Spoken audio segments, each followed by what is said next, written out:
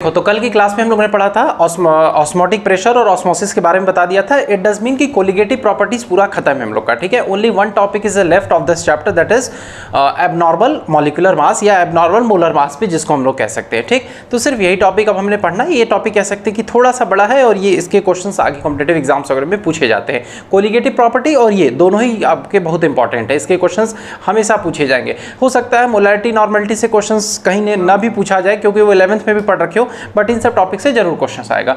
चलो स्टार्ट करते हैं बेटा। एबनॉर्मल मोलर मास, तो directly I am not going to tell you the exact definition कि क्या होता है abnormal molar mass, since it is a solution chapter. तो हम उसी तरीके से एक सॉल्यूशन का हेल्प लेंगे, उस सॉल्यूशन की हेल्प लेके हम तुम्हें समझाने की कोशिश करेंगे। And then after this sort of the term that is abnormal molar mass है क्या, खुद ही अपने आप तुमको क्लियर हो जाएगा, ठीक है। और फिर उसको हम लोग कैलकुलेट कैसे करेंगे, क्या फर्दर उसका कैलकुलेशन है, mathematical relation, after that we will look for that also, ठीक।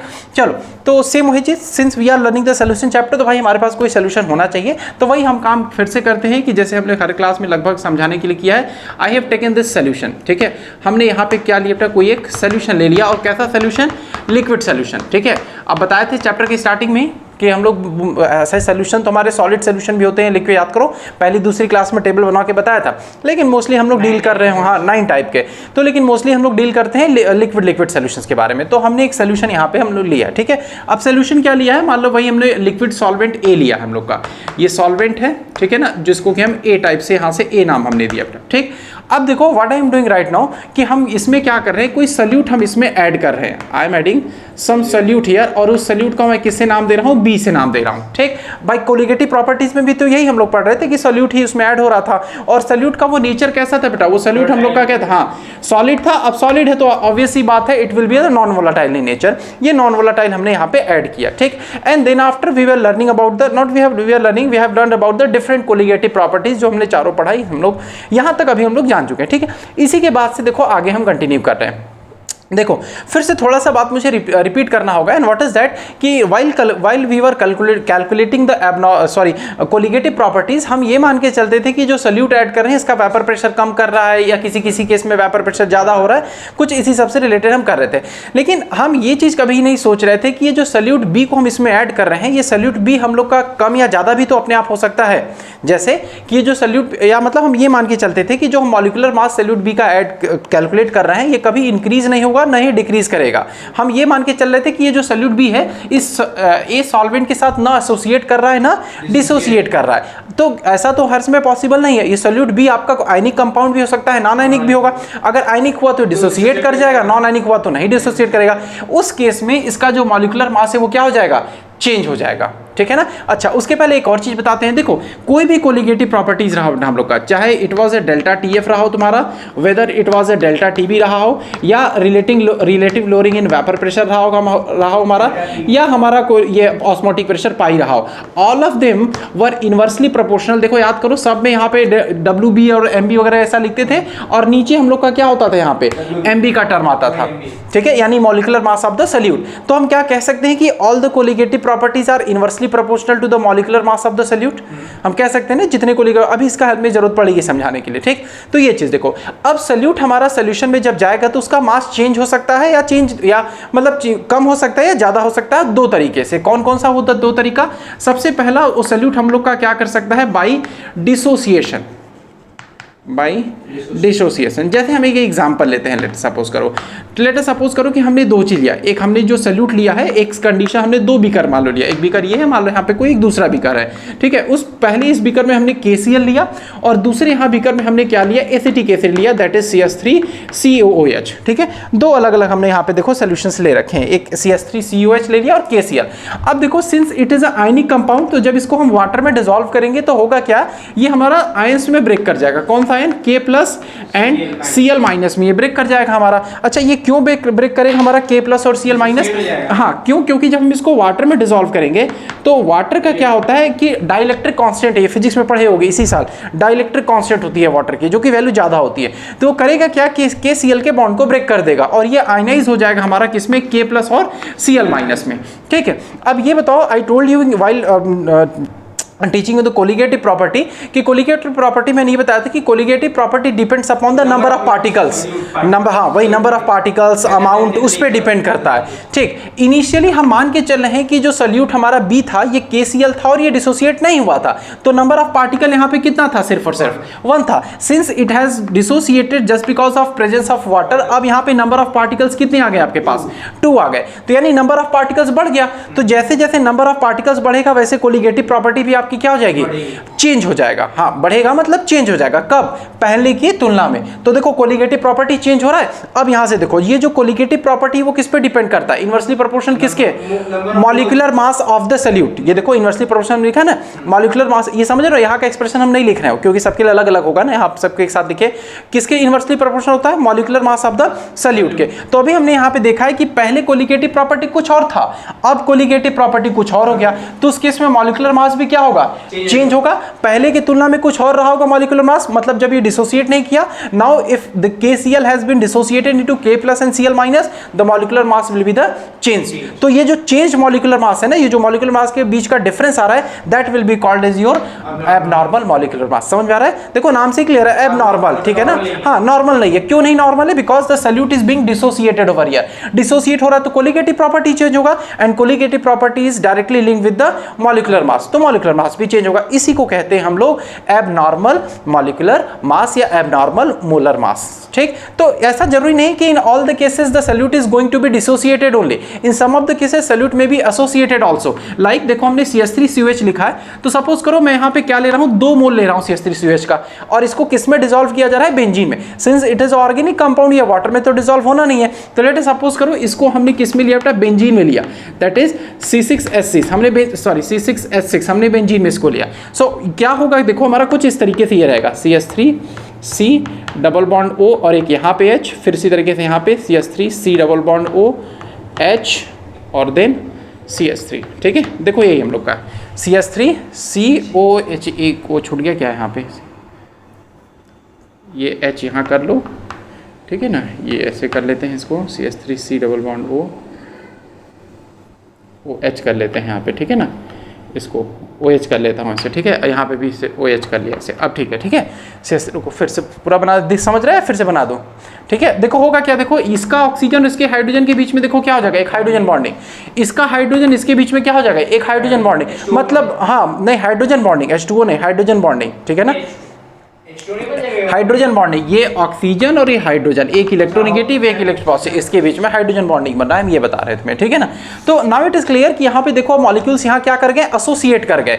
इनिशियली यहाँ पे जो नंबर ऑफ मॉलिक्यूल्स थे हमारे पास, नंबर ऑफ पार्टिकल्स थे 2 थे, बट अब यहाँ पे जो नंबर ऑफ पार्टिकल्स हो गए देखो सिर्फ कितना कितना हो गया, सिर्फ 1, पूरा मिलके एक नया कंपाउंड बना लिया ना, ये डाइमर हो गया। देखो ये एक अकेला मॉलिक्यूल था, अब ये इसको डाइमर बोलेंगे अब, ठीक है ना, 2, डाई का मतलब 2, ठीक है, डाइमर फॉर्म में एग्जिस्ट कर गए। तो अब देखो नंबर ऑफ पार्टिकल घट गया, कोलिगेटिव प्रॉपर्टी हमारा किस पे डिपेंड करता है, नंबर ऑफ पार्टिकल्स पे, नंबर ऑफ अमाउंट पे। तो नंबर ऑफ पार्टिकल पहले की तुलना में अब घट गया, तो जब नंबर ऑफ पार्टिकल घट गया तो मॉलिक्यूलर मास क्या हो जाएगा आपका, बढ़ जाएगा। हाँ, क्योंकि इनवर्सली प्रोपोर्शनल है, तो मॉलिक्यूलर मास अब तो बढ़ गया पहले की तुलना में, तो चेंज हुआ कि नहीं, यही जो चेंज है मॉलिक्यूलर मास का, this will be called as your abnormal molar mass. Topic अभी क्लियर हुआ, क्यों कहते हैं इसको एबनॉर्मल मास, तो हमें रटना नहीं है। अगर अब इस तरीके से कोई पूछे तो हम बोल सकते हैं कि on adding the solute there is a possibility that solute can associate as well as dissociate in the solution. On association or dissociation, molecular mass as well as the colligative properties also changes, and this change in the molecular mass is called as a abnormal molar mass। ठीक,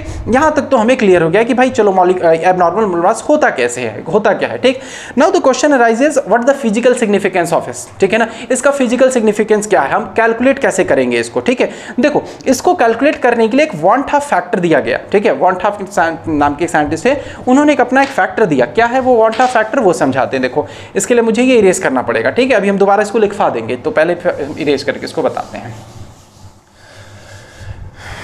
देखो want half factor ये बताया गया था, आई से इसको represent करते बेटा, वॉन्ट हाफ फैक्टर, ठीक है, आई से, ये हम लोग का वॉन्ट हाफ फैक्टर है। आई इज इक्वल्स टू होता है हम लोग का नॉर्मल कोलिगेटिव प्रॉपर्टीज, नहीं observed colligative properties, observed colligative property, ठीक है, पी से लिख रहा हूँ, कोलिगेटिव प्रॉपर्टी है ना, ऑब्जर्व कोलिगेटिव प्रॉपर्टी, और यहाँ पे होता है हम लोग का नॉर्मल, हाँ नॉर्मल कोलिगेटिव प्रॉपर्टी, ठीक है। और करके और लिख सकते हैं, that is I is equals to होता है नॉर्मल, ठीक है, क्या कह सकते हैं कि नॉर्मल मॉलिक्यूलर मास, ठीक है, नॉर्मल मॉलिक्यूलर मास बोल सकते हैं। और नीचे यहाँ पे होता है observed molecular mass, observed molar mass या मॉलिक्यूलर मास दोनों लिख सकते हैं, ठीक है ना। ये चीज़ है, ये I की वैल्यू बताया गया। इससे ये पता चल जाएगा कि जो सोल्यूशन में हम लोग को जो सॉल्यूट ऐड किए हैं वो एसोसिएट किया है या डिसोसिएट किया। उसके आधार पे हम तुरंत बता देंगे कि इसका मॉलिक्यूलर मास घटेगा या बढ़ेगा, क्योंकि हम लोग कोलिगेटिव प्रॉपर्टी पता कर लेंगे, ठीक। देखो अब ध्यान से ये चीज़ कैसे पता लगाएंगे। अगर मैं कह रहा हूँ कि if I is equals to 1, बेटा अब मैं कह रहा हूँ पहला कंडीशन है, if I am saying that कि I इज इक्वल्स टू 1 है। I इज इक्वल्स टू 1 कहने का क्या मतलब, उसको समझाने के लिए देखो आसान कर लेके मैं ऐसा कर लेता हूँ। लेट अस सपोज करो I have given you the value y is equals to 4/3, sorry y is equals to 4/4, तभी तो y की वैल्यू क्या हो जाएगी 1 हो गई। इसका मतलब न्यूमरेटर और डिनोमिनेटर दोनों क्या है आपका सेम है। तो if I am saying that I is equals to 1, इसका मतलब जो normal sorry observed colligative property और नॉर्मल कोलिगेटिव दोनों सेम है। इसका मतलब सॉल्यूट नहीं एसोसिएट किया और नहीं डिसोसिएट किया। इसका मतलब नो एसोसिएशन और नो डिसोसिएशन, नहीं एसोसिएशन होगा यहाँ पे आपका, नहीं डिसोसिएशन होगा। ये बात क्लियर हो गया। दूसरा कंडीशन देखो यहाँ पे बी पार्ट, यहाँ पे देखो अगर मैं कह रहा हूँ if I is equals to greater than 1, अगर I की वैल्यू ज्यादा है, सेम इसी में कंडीशन चेंज करो। If I am saying that y is equals to 4/3, इसका मतलब वैल्यू 1.33 समथिंग आएगा। इसका मतलब न्यूमरेटर की वैल्यू क्या है आपकी ज्यादा है। तो देखो अब यहाँ पे यानी ऑब्जर्व कोलिगेटिव प्रॉपर्टी की वैल्यू ज्यादा होगी than the normal colligative property. अब देखो अगर ऑब्जर्व कोलिगेटिव प्रॉपर्टी की वैल्यू ज्यादा यानी मॉलिक्यूलर मास क्या हो रहा होगा, कम हो रहा होगा। मॉलिक्यूलर मास कब कम होगा, जब पार्टिकल डिसोसिएट करेंगे। यानी अब यहाँ पे क्या हो रहा है, डिसोसिएशन हो रहा है। समझ में आ रहा है। अब यहाँ पे हम लोग का क्या हो रहा होगा, डिसोसिएशन। पार्टिकल का कैसे क्या हो रहा, सॉरी सॉल्यूट का क्या हो रहा होगा, यहाँ पे डिसोसिएशन हो रहा होगा, ठीक है ना। दूसरा अभी फिर से एक बार इसको हम एक्सप्लेन करेंगे ना। दूसरा सी पार्ट देखो, if I am saying that I is less than 1, अगर I की वैल्यू हमारा 1 से कम है, तो अब देखो फिर से अगेन वही formula, y is equals to अगर मैं कह रहा हूँ 3/4 कह रहा हूँ, तो वैल्यू 0 पॉइंट समथिंग स्टार्ट होगा हमारा, यानी 1 से छोटा हो गया। हाउ इज दिस पॉसिबल कि जब हमारा न्यूमरेटर क्या है डिनोमिनेटर की तुलना में छोटा है, तो यानी ऑब्जर्व कोलिगेटिव प्रॉपर्टी की वैल्यू कम होगी than the normal colligative property. अगर ऑब्जर्व कोलिगेटिव प्रॉपर्टी की वैल्यू कम है यानी मॉलिक्यूलर मास ज्यादा होगा, क्योंकि इनवर्सली प्रोपोर्शन मॉलिक्यूलर, हाँ डिसोसिएशन तब हुआ नहीं होगा, यानी मॉलिक्यूल सब और जुड़ गए होंगे, तभी तो मॉलिक्यूलर मास बढ़ा, यानी एसोसिएशन हुआ यहाँ पे। तो अब I is equals to 1 less than 1, यानी यहाँ पे क्या हो रहा है आपका एसोसिएशन हो रहा है पार्टिकल का, ठीक है। This is how we can say, we can predict whether the solute is being associated और solute is being dissociated in the solution. ये बात रही इस करने के लिए, ठीक। अब हम कैलकुलेट कैसे करेंगे ये पीस देख लो, ठीक है। How we are going to calculate this value of I। हमने क्या बताया यहाँ पे, अच्छा I को इस तरीके से भी हम कैलकुलेट कर सकते हैं। लेट अस सपोज करो कि हमने दिया यहाँ पे NaCl आपको दिया और I की वैल्यू हमें कैलकुलेट करना है, तो इस तरीके से भी लिख सकते हैं कि number of particle dissociated upon total number of particle. तो जब NaCl को ले रहे हैं तो नंबर ऑफ पार्टिकल डिसोसिएट कितना होगा, देखो यहाँ पे NaCl ले रहे हैं तो नंबर ऑफ पार्टिकल कितना डिसोसिएट होगा हमारा भाई, Na प्लस और Cl माइनस, तो यहाँ पे नंबर ऑफ पार्टिकल कितना आएगा 2 आएगा, और नीचे टोटल नंबर ऑफ पार्टिकल कितना होगा 1, क्योंकि NaCl एज द होल पूरा 1 ही है आपके पास, तो इसका मतलब I की वैल्यू यहाँ पे कितना आज मिलेगा 2 मिलेगा, ठीक है। इस तरीके से हम I की वैल्यू कैलकुलेट करेंगे, क्योंकि फर्दर अभी आगे क्वेश्चन हमें करना होगा। ये टोटल ओवरऑल बात रही हमारी किसकी, एबनॉर्मल मोलर मास के बारे में, और जो ये हम लोग का वांटा फैक्टर था I, जिसकी हेल्प से हम बता पाएंगे कि सॉल्यूट का यहाँ पे एसोसिएशन हो रहा है या तो सॉल्यूट का हमारे डिसोसिएशन हो रहा है, ठीक। ये यहाँ से पता चलेगा। तो अब हम क्वेश्चन को कैलकुलेट कैसे करेंगे ये चीज देखो बता रहे हैं। लेट अस सपोज करो कि सेम यही हमारे पास है, हमारे पास सेम यही सॉल्यूशन है, इसको रीच करें जो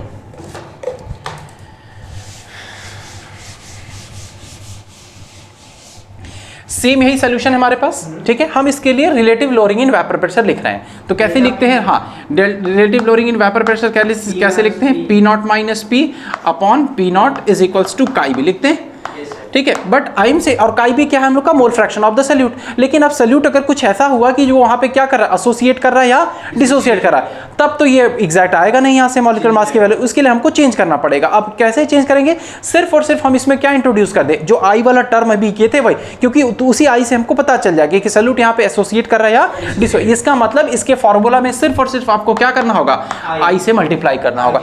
ये रहा रिलेटिव लोअरिंग, ठीक है। उसके बाद क्या बताए थे, एलिवेशन इन बॉइलिंग पॉइंट, तो उसके लिए क्या बताए थे हम लोग, delta TB is equals to क्या था हम लोग का, KB इंटू मोलैलिटी था, ठीक है। ये वाला फॉर्मूला लेके चलो, इंटू बस आई कर दो, ठीक। उसी तरीके से फ्रीजिंग पॉइंट के लिए क्या था, डेल्टा TF था इज इक्वल्स टू KF था इनटू मोलैलिटी था, सिर्फ I से मल्टीप्लाई कर दो।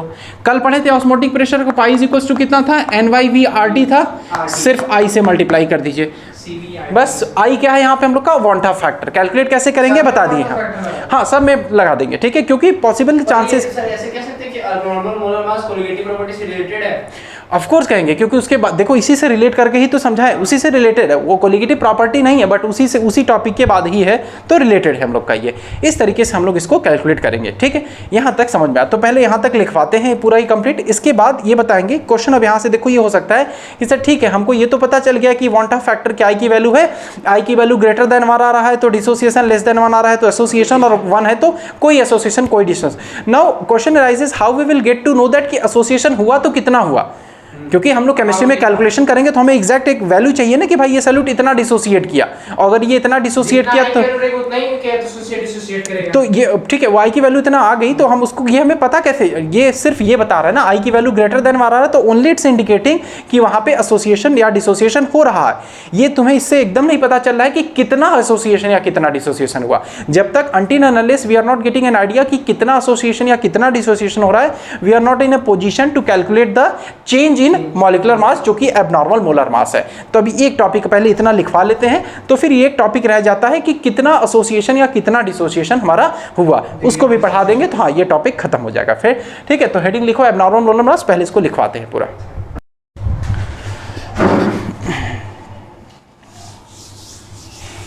बस ये लास्ट टॉपिक है, बढ़ा दूं, आज सॉल्यूशन चैप्टर खत्म हो जाएगा। हाँ अगले वीक से इलेक्ट्रोकेमिस्ट्री, कल क्वेश्चंस प्रैक्टिस करा देंगे कुछ, कम से कम 10 MCQ क्वेश्चंस अभी भी कराना। अच्छा ठीक है चलो, तो कल ये पढ़ना हमको, हम भी अभी कुछ एडिशनल क्वेश्चंस करा, न्यूमेरिकल एनसीईआरटी का लगा लो कम से कम पूरा, इंटेक्स का लगा लो, एक्सरसाइज का छोड़ दो अभी, बाद में लगवा देंगे उसे भी, ठीक है। देखो तो अभी तक हमको ये पता चल गया कि एबनॉर्मल मोलर मास हम लोग का है क्या, ठीक है। और एबनॉर्मल मोलर मास अगर है तो उसको कोलिगेटिव प्रॉपर्टी से हम कैसे कैलकुलेट करेंगे, कोलिगेटिव प्रॉपर्टी में उसको कैसे इंक्लूड करेंगे, सिर्फ I का मल्टीप्लाई कर दे जाएंगे, और I हम लोग का क्या था, वांट ऑफ फैक्टर था। नाउ द क्वेश्चन अराइजेस कि सर अगर हमारा जो सॉल्यूट है वो सॉल्यूट हमने क्या बताया, एसोसिएशन कर रहा है या डिसोसिएशन, तो कितना एसोसिएशन कर रहा है और कितना डिसोसिएशन कर रहा है, ये क्वेश्चन राइज होता है हम लोग का।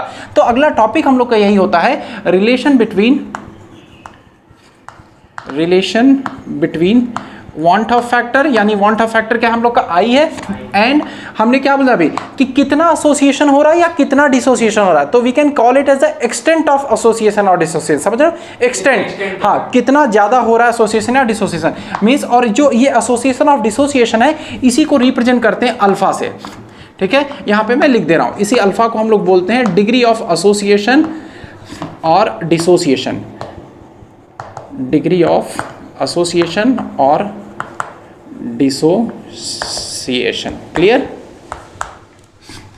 समझ में आ रहा, टॉपिक समझ में आया?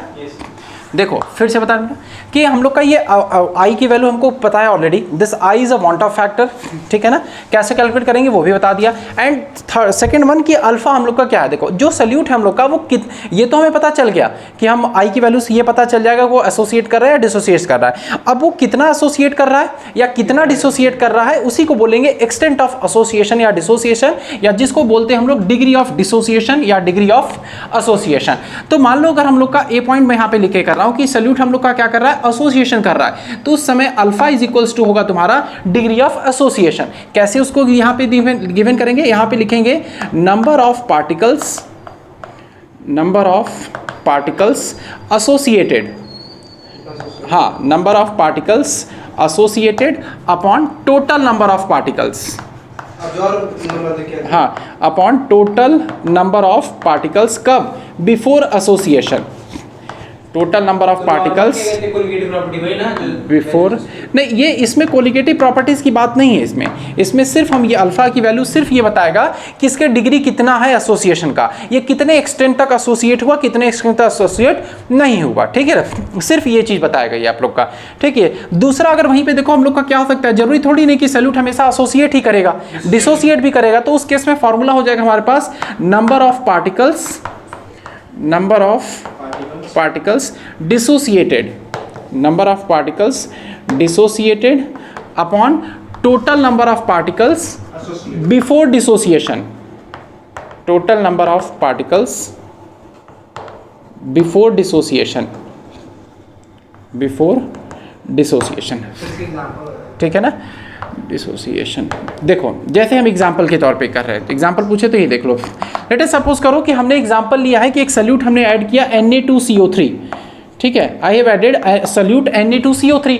अब हम कह रहे हैं कि देखो यहाँ से इसका जो ये ऑब्वियस सी बात है Na2CO3 हम लोग का एक इलेक्ट्रोलाइट टाइप का है, और दूसरा हमने ले लिया एक CH3COOH, सपोज करो CH3COOH, दोनों ही हमारे इलेक्ट्रोलाइट है, बट ये स्ट्रॉन्ग इलेक्ट्रोलाइट है और ये हमारा वीक इलेक्ट्रोलाइट है। ये इक्विलिब्रियम में पढ़ाया था उस दिन 11th में हम लोग, ठीक है ना। देखो जब इसका डिसोसिएशन होगा तो यहाँ पे तुम्हें 2Na+ मिलेगा और एक तुम्हें मिलेगा CO3 2- आयन, ठीक है ना। मतलब ये पूरी तरीके से कंप्लीटली आपका डिसोसिएशन हो जाएगा यहाँ पे। तो उस केस में ये वाला फॉर्मूला अप्लाई करेंगे तो अल्फा इज इक्वल्स टू कितना लिख सकते हैं, देखो नंबर ऑफ पार्टिकल डिसोसिएटेड, 2 यहाँ पे और 1 यहाँ पे, टोटल 3 मिलेगा, और number of particles before association dissociation कितना था 1, अल्फा की वैल्यू 3 आ सकती है। इसके केस में ये वीक इलेक्ट्रोलाइट है, तो हो सकता है कि मान लो 5 मॉलिक्यूल लेकर चले तो 5 में से 4 का हो और 1 का डिसोसिएशन हो ही ना, तो उस केस में अल्फा की वैल्यू हमारी क्या लगेगी, वेरी करने लगेगी, यहाँ पे चेंज होने लगेगा, ठीक है। अल्फा की वैल्यू सिर्फ ये बता रहा होता है कि वहाँ पे एसोसिएशन कितना हुआ या डिसोसिएशन कितना हुआ, ठीक। अल्फा की वैल्यू 1 आ गई, इसका मतलब कोई एसोसिएशन डिसोसिएशन नहीं हो रहा है, ठीक है, पार्टिकल डिसोसिएट ही नहीं हुआ हम लोग का, ठीक है। सिर्फ ये चीज़ बताता है। ये टॉपिक एक बार फिर से हम लोग का आएगा इलेक्ट्रोकेमिस्ट्री में, ये टॉपिक फिर से एक बार आएगा, ठीक है। तो इसको पहले लिखो, फिर उसके बाद हम बताते हैं आगे का। इसको लिखो पहले।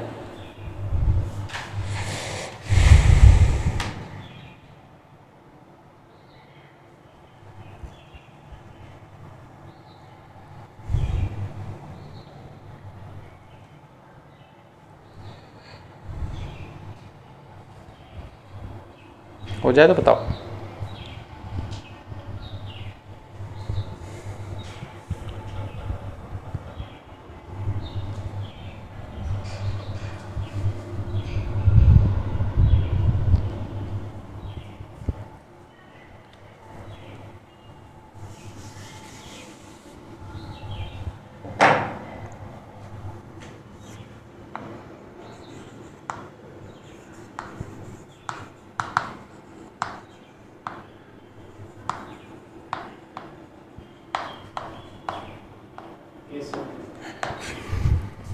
देखो तो अभी हमको क्लियर हो गया। अब दोनों का हम लोग अलग अलग कैलकुलेट करते हैं कि एक बार जब एसोसिएशन होगा तो आई और अल्फा के बीच का रिलेशन क्या होगा, और एक बार डिसोसिएशन होगा तो क्या होगा, ठीक है। दोनों का अलग अलग निकालना है, तो वही पहला हेडिंग कर रहे हैं, तुम भी हेडिंग लिखो साथ में, relation between I and alpha. I यहाँ पे लिखो एंड अल्फा। यहाँ पे अल्फा हम लोग का क्या है, ये डिग्री ऑफ एसोसिएशन, पहले एसोसिएशन का करा रहे हैं, ठीक है, डिग्री ऑफ एसोसिएशन लिख लो, फिर समझ लो, उसके बाद अब तो फिर दोबारा लिखना।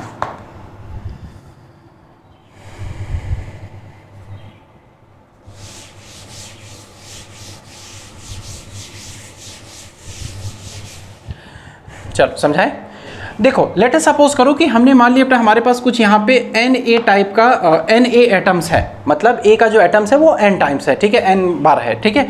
अब ये क्या कर रहा है, ये एसोसिएट कर रहा है और कुछ An टाइप का मॉलिक्यूल हम लोग का बनाया, ठीक है। ये चीज़ मतलब ऐसे समझो कि यहाँ पे A का एक एटम यहाँ था, A का एक एटम यहाँ था, A का एक, इसी तरीके से टोटल n थे, ठीक है। अब ये दोनों एक दूसरे के साथ ये कंबाइन कर लिए कुछ इस तरीके से, माइंड में पिक्चर बन रहा है अभी, ठीक है। अलग अलग थे, अब ये एक साथ कंबाइन कर लिए, तो वही हम कह रहे हैं कि An टाइप का हम लोग का बन गया, ठीक है। यहाँ तक क्लियर है, ये समझ में आया कि नहीं ये चीज़, ठीक है। अब हम मान के चलते हैं कि इनिशियली हमने स्टार्ट किया क्या है कि इनिशियल मतलब जब कोई एसोसिएशन नहीं हुआ था, इस समय इनिशियली जो इनका मोल्स था वो कितना था, हम मान के चल रहे हैं कि 1 था, हम ऐसे डिराइव करने के लिए हम ऐसा ले लिए कि 1 था, ठीक।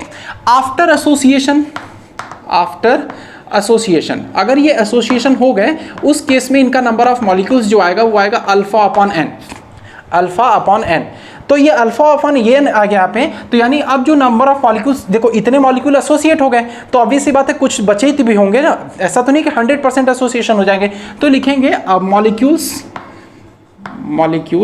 ठीक है, या मोल्स ही लिख सकते हैं, मॉलिक्यूल्स लेफ्ट, ठीक है ना, जो लेफ्ट हो गए जिनका एसोसिएट नहीं हुआ उनका कितना होगा 1 - अल्फा, ठीक है, डिग्री ऑफ एसोसिएशन। तो टोटल नंबर ऑफ कितना आएगा हम लोग का, क्योंकि फॉर्मूले में देखो अभी था नीचे टोटल नंबर ऑफ, ठीक है। तो यहाँ पे हो जाएगा कि टोटल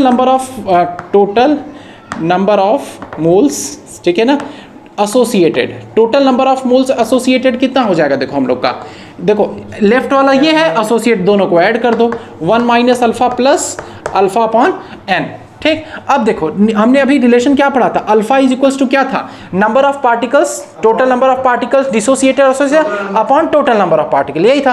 तो ये नंबर ऑफ पार्टिकल्स हम लोग का एसोसिएटेड, यहाँ पे टोटल नंबर ऑफ पार्टिकल्स कितना होगा, 1 minus alpha plus alpha upon n, और इनिशियली हमने टोटल नंबर ऑफ मोल्स या पार्टिकल कितना लेके चले 1, ठीक। तो ये मल्टीप्लाई हो जाएगा तो अल्फा हो जाएगा इज इक्वल्स टू, ये यहाँ पे 1 अपनी जगह रहेगा, माइनस अल्फा यहाँ से क्या कर, हाँ बता रहे हैं अभी, हमको रिलेशन फाइंड आउट करना है ना, तो पूरा सॉल्व करना पड़ेगा।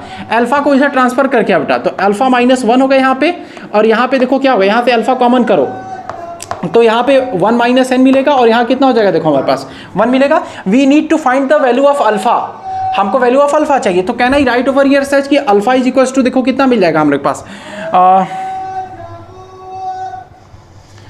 इसी समय आना रहता है इन सबों को,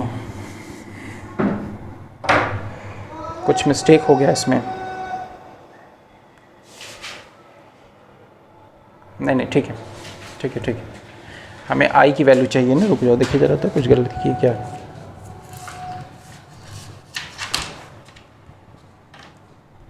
ठीक है, अच्छा अल्फ़ा की वैल्यू निकाल दी हमें, अल्फ़ा की वैल्यू चाहिए हमें ना, तो अच्छा यहाँ पे आई रखना चाहिए था कि हाँ आई इज इक्वल्स टू, यार ये गलत बताएं क्या हम, तुमको लगता है,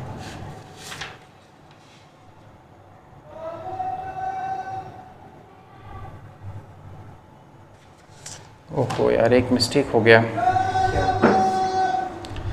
बता रहे, रुक जाओ,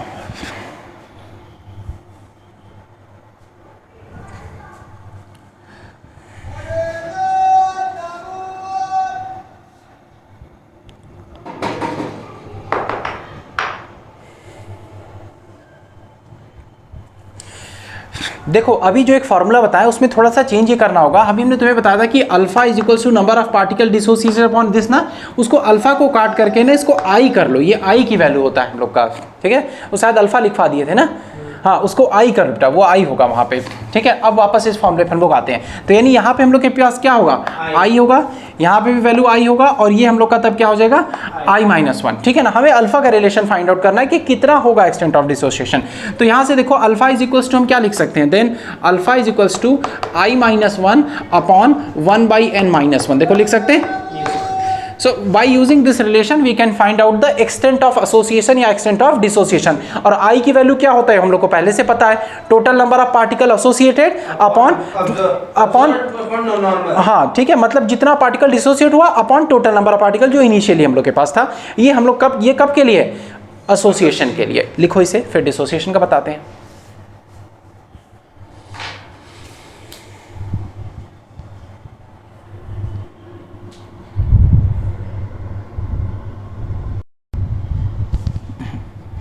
देखो तो ये बात रही हमारी किसकी, एसोसिएशन की, ठीक है। जो एक चेंजेस बताए थे, अल्फा की जगह पे आई लिखना है, वो डिग्री ऑफ जो एसोसिएशन बता रहे थे वहां पे, ठीक। अब यहाँ पे चेंज करते हैं किसके लिए, क्योंकि जरूरी नहीं कि हमेशा एसोसिएशन होगा ना, डिसोसिएशन होगा। तो जहाँ पे एसोसिएशन लिखे ना वहाँ पे सिर्फ हटा के करो, ये सब सारा टर्म यहाँ से हटा देते हैं इसको, ये अब यहीं से देखो इसको हम दूसरा भी एक्सप्लेन, हाँ तो डिग्री ऑफ यहाँ पे कर दे रहे हैं अब डिसोसिएशन, ठीक है। अभी क्या बताए थे एसोसिएशन का, अब कर रहे हैं डिसोसिएशन। तो हम क्या कर रहे हैं कि लेट अस सपोज करो एन ए मॉलिक्यूल है हम लोग का, ठीक है ना, ये ए मॉलिक्यूल्स हम लोग का। अब ये क्या किया, कुछ प्रोडक्ट में हमें ऑब्टेन किया यहाँ पे, लेकिन ये जो प्रोडक्ट में हमें यहाँ पे ऑब्टेन हुआ, अब यहाँ पे क्या हो रहा है, सपोज करो डिसोसिएशन हो रहा है। तो इनिशियली अगर हम मान के चल रहे हैं फिर से वही चीज़ की नंबर ऑफ मोल हम लोग के पास कितना है, या नंबर ऑफ पार्टिकल हम लोग के पास कितना है, 1 है, ठीक है। तो जरा और आफ्टर एसोसिएशन हमको मान लो, अच्छा हाँ यहाँ पे नंबर ऑफ आफ्टर डिसोसिएशन यहाँ पे करना पड़ेगा हम, तो यहाँ पे हम लोग लिख देते हैं आफ्टर डिसोसिएशन, ठीक है। अब मान लो यहाँ पे जो आफ्टर डिसोसिएशन है, या मान लो इनिशियली आपके पास कितना था, अल्फा मोल था, एन अल्फा था सपोज करो, ठीक है, या अल्फा मोल था, ठीक है। और ये डिसोसिएशन के बाद मान लो कितना मिल रहा है हमें, एन अल्फा मोल मिल रहा है, क्योंकि हमें नहीं पता है ना कि प्रोडक्ट में कितने मोल आ रहा है, तो हम एन मान के चल रहे हैं, एन अल्फा आ रहा है। तो जो नंबर ऑफ मॉलिक्यूल्स या नंबर ऑफ पार्टिकल्स जो लेफ्ट है वो कितने हो जाएंगे, -1 अल्फा। हाँ 1 माइनस अल्फा हो जाएगा। तो जो टोटल नंबर ऑफ मोल्स है वो कितना मिलेगा हमें, टोटल नंबर ऑफ मोल्स कितना मिलेगा, 1 minus alpha plus n alpha मिलेगा। ठीक, अब देखो I इज इक्वल्स टू कितना होता था हम लोग का, ये टोटल नीचे अपॉन इनिशियली हाँ जितना होता था, तो 1 minus alpha plus n alpha और नीचे कितना हो गया हम लोग के पास 1 हो गया। तो इट डज मीन यहाँ से कितना मिलेगा, देखो I क्रॉस मल्टीप्लाई हो गया 1 minus alpha plus n alpha, यहाँ से I से 1 को इधर, इस 1 को इधर लेते आओ और यहाँ से अल्फा कॉमन कर लो, तो यहाँ से अल्फा कॉमन करोगे तो कितना मिलेगा, n माइनस 1 मिल जाएगा। ठीक है, तो यहाँ से देखो अल्फा इज इक्वल्स टू कितना लिख सकते हैं, then alpha is equals to I minus 1 upon n minus 1 आ जाएगा। By using this relation we can find out the degree of dissociation. Alpha क्या हम लोग का डिग्री ऑफ डिसोसिएशन, इससे हम लोग ये भी फाइंड आउट कर सकते हैं, लिख लो इसे भी। इस तरीके से हम लोग का ये चैप्टर पूरे तरीके से ये खत्म हो जाता है। ठीक है, अब इस पे रही बात न्यूमेरिकल वगैरह की। ठीक है, तो कल की क्लास में इस पे न्यूमेरिकल एमसीक्यू क्वेश्चंस और कुछ जो सब्जेक्टिव क्वेश्चंस हैं एनसीईआरटी वगैरह के वो भी इसको करा देंगे। And this is how our solution chapter is finished right now.